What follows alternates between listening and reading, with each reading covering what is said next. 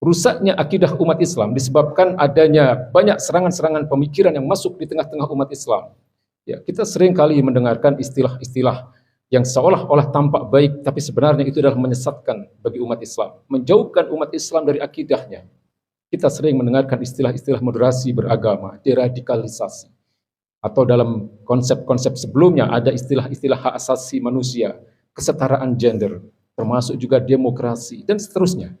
Itu semua adalah bagian dari rancangan-rancangan pemikiran yang justru dirancang oleh musuh-musuh Islam untuk menjauhkan umat Islam dari akidahnya yang benar.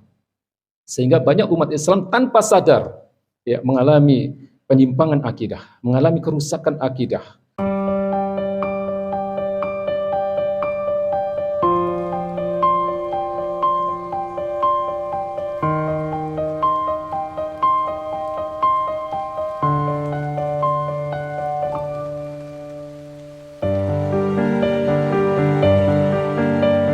Seharusnya momentum keluar dari Ramadan di bulan Syawal ini dengan tempaan yang begitu kuat dalam menjalankan berbagai macam bentuk ibadah-ibadah fardiyah, ibadah-ibadah individual di dalam bulan Ramadan yang lalu, seharusnya menjadikan kita semakin kuat di dalam memahami Islam, di dalam meningkatkan ketakwaan kita kepada Allah Subhanahu wa taala.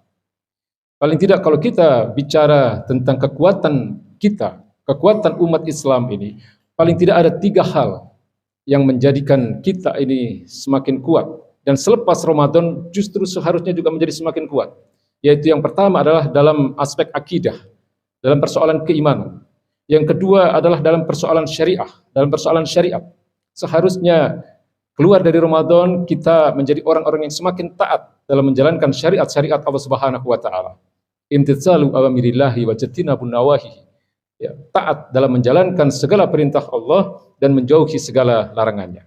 Kemudian pilar ketiga, kekuatan umat Islam adalah ukhuwah Islamiyah, ukhuwah yang kuat. Yang pertama, kalau kita bicara dalam persoalan akidah, akidah ini memang tidak nampak, ya, tidak nampak, tidak zahir dalam diri seorang muslim. Ya, karena akidah atau keimanan itu adanya di dalam hati, adanya di dalam keyakinan ya, masing-masing hamba-hamba Allah Subhanahu wa taala. Dan ini kadang tidak disadari oleh umat Islam bahwa sebenarnya akidah ini adalah persoalan yang paling mendasar. Ya, kalau dikiaskan dengan sebuah bangunan misalnya, akidah atau keimanan itu adalah fondasinya.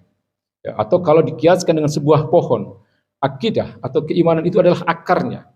Maka semakin kuat akar, maka akan semakin kuat pohon itu. Semakin kuat fondasi dari sebuah bangunan, maka akan semakin kokoh bangunan itu. Maka umat Islam harus senantiasa dari waktu ke waktu untuk memperkuat akidahnya, memperkuat keimanannya. Akidah itu dalam bahasa para ulama adalah at-tasdiqul jazim, pembenaran yang pasti terhadap seluruh prinsip-prinsip keimanan di dalam Islam. Ya. Seharusnya kita semakin kuat dalam mengimani keberadaan Allah Subhanahu wa taala. Seharusnya kita semakin kuat di dalam mengimani kenabian baginda Nabi besar Muhammad SAW. Seharusnya kita semakin kuat untuk mengimani bahwa hanya Al-Quranul Karim, firman-firman Allah Subhanahu wa taala yang pantas untuk menjadi tuntunan dalam kehidupan kita, dalam seluruh aspek kehidupan. Inilah yang seharusnya ada di dalam diri setiap muslim. Dan itu seharusnya semakin kuat dari waktu ke waktu, dari Ramadan ke Ramadan. Hadirin ma'asyiral muslimin yang dimuliakan Allah Subhanahu wa taala. Tapi sayangnya hari ini kita tidak melihat hal itu ada di tengah-tengah kaum muslimin. Harus Al-Fakir katakan bahwa keimanan umat Islam hari ini tidak dalam kondisi yang baik-baik saja. Tidak banyak umat Islam yang mempunyai keimanan yang benar. Tidak banyak umat Islam yang mempunyai prinsip-prinsip akidah yang mereka pegang teguh dan menyadari bahwa itu adalah modal terbesar yang akan dibawa ke hadapan Allah Subhanahu wa taala. Ini sebenarnya adalah bagian juga dari akibat adanya perang akidah, pertarungan opini, pertarungan ideologi. Ya, kalau di dalam istilah para aktivis-aktivis dakwah disebut dengan ghazul fikri, perang pemikiran. Ya. Rusaknya akidah umat Islam disebabkan adanya banyak serangan-serangan pemikiran yang masuk di tengah-tengah umat Islam. Ya, kita sering kali mendengarkan istilah-istilah yang seolah-olah tampak baik, tapi sebenarnya itu adalah menyesatkan bagi umat Islam, menjauhkan umat Islam dari akidahnya. Kita sering mendengarkan istilah-istilah moderasi beragama, deradikalisasi, atau dalam konsep-konsep sebelumnya ada istilah-istilah hak asasi manusia, kesetaraan gender, termasuk juga demokrasi, dan seterusnya.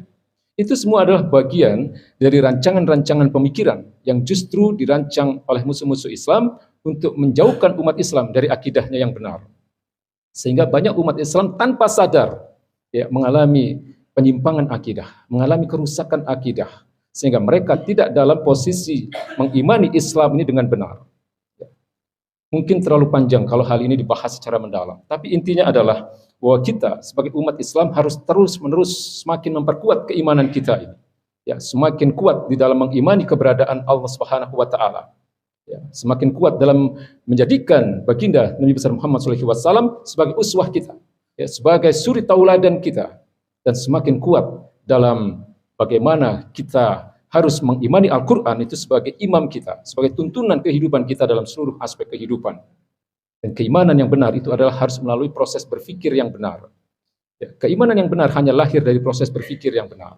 Imam Syafi'i mewajibkan setiap umat Islam yang mukallaf, setiap umat Islam yang sudah akil balik, untuk mulai berpikir tentang keimanan yang benar. Bukan hanya sekedar menghafal. Kalau menghafal itu adalah pekerjaan anak-anak yang belum balik. Anak-anak kita yang masih usia TK, SD, mereka hanya menghafal. Tapi kalau kita yang sudah mukallaf, kita yang sudah akil balik, seharusnya mengimani Islam ini dengan melalui proses berpikir. Itu yang pertama. Yang kedua adalah dalam persoalan syariat. Ini adalah pilar kedua. Ketaatan kepada syariat adalah pilar yang menjadi penopang dari akidah, dari prinsip atau pilar yang pertama tadi. Kalau akidah itu tidak nampak dalam diri seorang muslim, tapi kalau syariat itu nampak bagaimana ketaatannya dalam persoalan-persoalan individu, misalnya dia sholatnya baik, puasanya baik, hajinya dia jalankan ketika dia punya kemampuan untuk itu, zakatnya juga taat, dan seterusnya. Tapi sayangnya hari ini dalam persoalan syariat itu kita hanya fokus dalam persoalan-persoalan yang sifatnya fardiyah, hanya fokus dalam persoalan-persoalan yang sifatnya individual. Dalam ibadah individual, insya Allah kita semua mempunyai ketaatan yang cukup baik, tetapi sering kali kita lalai bahwa Islam mengatur bukan hanya persoalan-persoalan individu, tapi Islam juga agama sempurna yang juga mengatur persoalan-persoalan muamalah, persoalan-persoalan yang terkait dengan hubungan antar manusia. Kita sering lupa untuk taat kepada Allah Subhanahu wa taala ketika kita melakukan aktivitas perekonomian misalnya. Betapa banyak umat Islam hari ini yang tidak merasa berdosa ketika melakukan transaksi-transaksi ribawi. Betapa banyak saudara-saudara kita kaum muslimah yang tidak merasa berdosa ketika mereka kemudian melakukan khalwat, bercampur baur antara laki-laki dan wanita. Kemudian betapa kemudian mereka tidak punya kesadaran yang cukup untuk menjadikan kewajiban menutup auratnya, dalam hal ini adalah memakai hijab, menjadi satu kewajiban yang mutlak yang harus ditaati oleh setiap muslimah.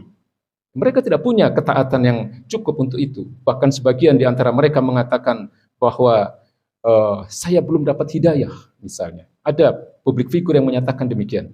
Kemudian sebagian yang lain mengatakan saya ingin menjilbabi hati saya dulu. Ini ucapan-ucapan yang mengejek Allah Subhanahu wa taala, menantang Allah Subhanahu wa taala. Padahal jelas tidak ada perbedaan pandangan di tengah-tengah kalangan ulama mazhab untuk wajibnya para muslimah ini menggunakan jilbab atau menggunakan hijab sebagai penutup auratnya, di mana yang boleh nampak hanyalah wajah maupun telapak tangan saja.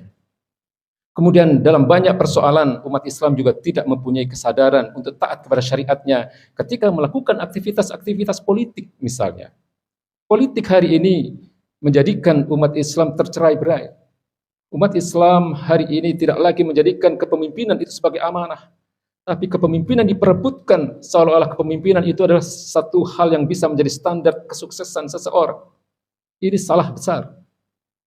Salah besar. Hari ini maka dalam hal ini kita masuk ke dalam prinsip yang ketiga, pilar yang ketiga, yaitu ukhuwah Islam. Politik ini telah menjadikan umat Islam tercerai-berai. Padahal di dalam Islam, politik itu adalah riayatus su'udil ummah. Ya, politik itu dalam pengertian Islam adalah bagaimana seorang pemimpin itu melayani kepentingan-kepentingan umat. Bagaimana memenuhi kebutuhan-kebutuhan dasar mereka.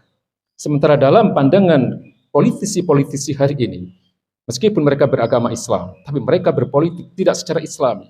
Mereka menjadikan jabatan itu sebagai ukuran kesuksesan seseorang. Ya, mereka akan merasa puas dan merasa sukses dalam kehidupannya di dunia ketika mereka mencapai jabatan-jabatan yang tinggi. Ini cara berpikir yang salah. Ini adalah pengaruh dari berbagai serangan-serangan pemikiran di mana kita mengenal ada satu istilah yang disebut dengan sekularisasi. Ya, umat Islam diarahkan atau diseret untuk menjalani kehidupan ini dalam dasar-dasar sekularisme, di mana agama dipisahkan dari kehidupan. Ya, agama dianggap hanya sebagai urusan-urusan individu. Agama hanya boleh dibicarakan di tempat-tempat ibadah.